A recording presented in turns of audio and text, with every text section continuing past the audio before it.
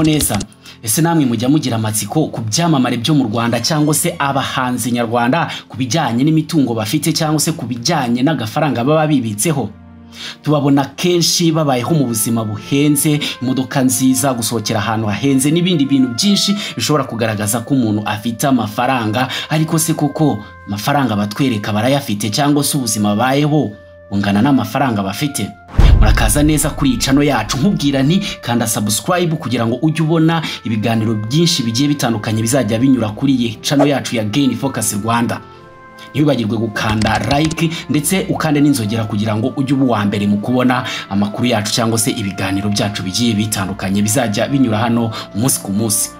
Uyu munsi tugiye kurebera hamwe urugendo rukomeye rw'umuhanzi Bruce Melody ndetse n'ubutunzi amaze kwibikaho, kandi byose abikesha umuziki kuva yawutangira kugeza uyu munsi wa none. Ndetse kandi na makuru twagerageje gukusanya, nubwo byari bigoye cyangwa se nubwo bigoye kubona amakuru y'impamo neza ku mutungo wa bamwe mu bahanzi bo mu Rwanda cyangwa se ku mutungo w'ibyamamare nyarwanda, ariko nagerageje gukusanya amakuru mu binyamakuru cyangwa se mu nyandiko zigiye zitandukanye za kubonamo iki kintu tugiye kuba tuganiraho muri iki kiganiro cyacu. Ni umusore w'igitangaza muri muzika nyarwanda ufite indirimbo nyinshi cyane zakunzwe ku rwego mpuzamahanga. Ni Itahiwacu Bruce, uzwi cyane nyine nka Bruce Melody. Uyu akaba yaravukiye nyine i Kanombe, ubu ngubu akaba ari mu karere ka Kicukiro ku itariki 2 Werurwe umwaka w'1992. Uyu muhanzi rero umaze kugaragaza ko ari umwe mu bahanzi bakomeye mu Rwanda bibitseho agatubutse, ndetse ndaza kubabwira rwose ingano y'amafaranga cyangwa se ingano y'ubutunzi uno muhanzi yibitseho. Nawe uraza kugira ubwoba ndetse wikangemo wumve ko kugura Barabasi atari ikibazo kuri we rwose. Uyu Bruce Melody kandi umwaka w'2013 ubwo yashyiraga indirimbo ye hanze, indirimbo yakunzwe cyane yitwaga Tubivemo, ndetse iyo ndirimbo ikaba iri no kuri album ye yitwa Ndumiwe. Ibi rero byabaye intangiriro rwose yihirwe ndetse no gukundwa cyane n'abanyarwanda mu majwi meza cyane ya R&B, Afropop ndetse na Afrobeat yakunze kumuranga rwose mu ndirimbo ze zigiye zitandukanye cyane. Album rero ya kabiri nanone yaje gusohoka mu mwaka w'2014. Nyuma y'iyi album nyine yiswe Ndumiwe, ya album ye akaba yarayise Ntundize. Uyu muhanzi yakoze imiziki myinshi cyane yatumye akundwa cyane ndetse yigarurira imitima y'abanyarwanda ku rwego ruteye ubwoba, ndetse urwego rutari rwarigeze rubaho mu muziki nyarwanda. Niwe muhanzi ufite agahigo ko kuba afite kurabo n'abahanzi b'abanyamahanga benshi cyane, ndetse aka gahigo akaba karusha The Ben ndetse na Ngabo Medali, dore ko aribo bahanzi baje imbere ye ndetse bagakundwa cyane. Uyu muhanzi rero nawe akaba ari kugenda asa nkaho ari kubarengaho ku rwego rwa muzika, yaba mu Rwanda ndetse no ku ruhando mpuzamahanga. Uyu muhanzi rero nkuko nawe yiyita Munyakazi ndetse akaba akunda kuvuga ko akunda umufungo bya hatari, ntago bigarukira mu muziki, n'ubundi biraza bikagira no mu bindi bikorwa bigiye bitandukanye, dore ko ari ibikorwa bigiye bitandukanye bijyanye n'ubucuruzi yagiye ajyamo ndetse no gukora ibiraka bikomeye cyane, dore ko yaje gusinya amasezerano akomeye cyane ya miliyoni 150 y'amanyarwanda. Aya ni amasezerano yakoranye na Kigali Arena, yaje guhinduka nyine Beka Arena, dore ko Beka Arena ikimara nyine kwegukana iriya Kigali Arena nyine yahise imuha akazi ko kuyibera brand ambassador, maze bahita basinya sheke iriho miliyoni 150 y'amafaranga ya manyarwanda. Ikindi kandi nanone muri kariyeri ye yasinye indi kontara ikomeye cyane ya miliyoni 50 y'amanyarwanda. Iyo akaba ari contract yo kwamamaza Block. Iki akaba ari ikinyorwa gikomeye cyane gituruka muri Polonye. Na amasezerano akomeye cyane yagiye agirana n'ibigo bigiye bitandukanye,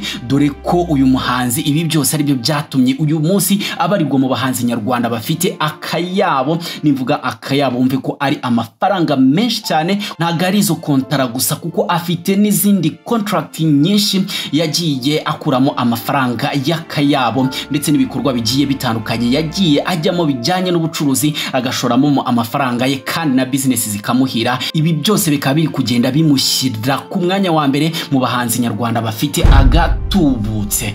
Bruce Melody rero akaba akorera amafaranga menshi cyane yaba muri business zigiye zitandukanye ndetse n'ibindi bikorwa n'ubundi bijyanye na muzika, yaba contract agenda asinyana n'ibigo bigiye bitandukanye abyamamariza, dore ko na channel ye ya YouTube ifite abantu benshi nayo imwinjiriza akayabo, aho bibarwa ko ku mwaka ashobora kuba yakinjiza amadolari ibihumbi 4513. Ayo ni amafaranga asaga cyangwa se yenda kwegera miliyoni 50 y'amanyarwanda ashobora kuba akura kuri YouTube gusa mu mwaka. Ni byinshi uno muhanzi yagiye akora byamwinjirize amafaranga menshi cyane, ndetse ni na business nyinshi yagiye ajyamo zose zigenda zinjiza amafaranga. Ibyo byose rero mu gukurikirana hafi ibikorwa bye ndetse n'ama contract agiye afite, byatumye nibaza ese uyu muhanzi yaba afite umutungo ungana gute ubayize mu gaciro k'amafaranga. Biragoye cyane,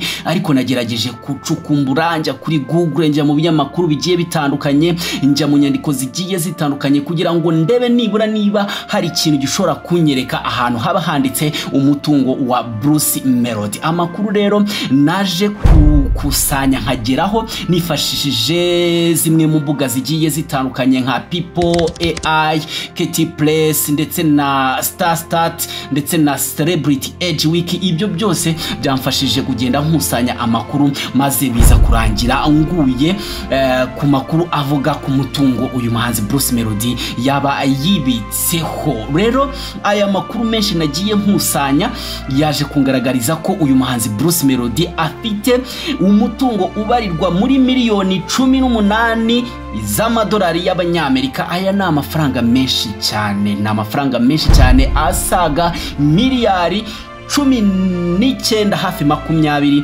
mu mafaranga y'amanyarwanda. Ibi ni igitangaza cyane ndetse ni n'ikintu gihambaye cyane ku bahanzi nyarwanda.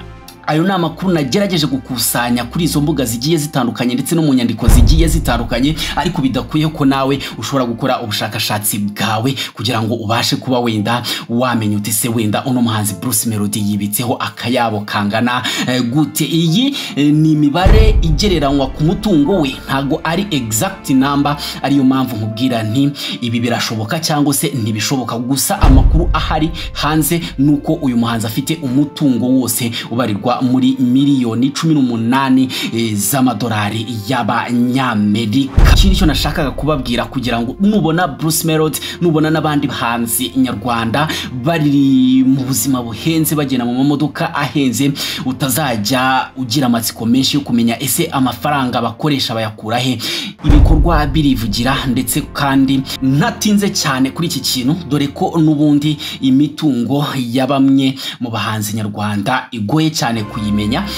Reka mbabwire nti abahanzi nyarwanda, umuziki nyarwanda utangiye kugenda utanga amafaranga ku bahanzi bacu, aho rwose bigenda bigaragara ko ukoze cyane, ushyizemo imbaraga nyinshi cyane, agakora ibintu bye abanyarwanda bakabikunda, amafaranga rwose nta kabuza arayabona. Uyu ni Bruce Melody. Wenda nitugira undi tumenya amakuru ye cyangwa uri tugerageza gucukumbura tukagira ikindi kintu tumenya cyangwa se amakuru ku wundi muntu tumenya, nayo tuzayababwira, kuko Gain Focus Rwanda ikintu dushinzwe nukubamenyesha ibintu mufitiye amatsiko byinshi bigiye bitandukanye, kugira ngo rwose gende murushaho kumenya ibintu byinshi bitandukanye, kandi byose bibafasha kuguma muri focused ku kintu muri gukora, ndetse bibafasha kuguma mwumva mufite motivation, mwumva mufite imbaraga zo kugumya kugerageza, kugira ngo twese turebe ko nk'urubyiruko turebe ko hari aho twagera mu gutera imbere, ndetse n'ibindi bintu byose bishobora kudufasha kugira aho tuva ndetse naho tugera. Ntiwibagirwe gukanda subscribe,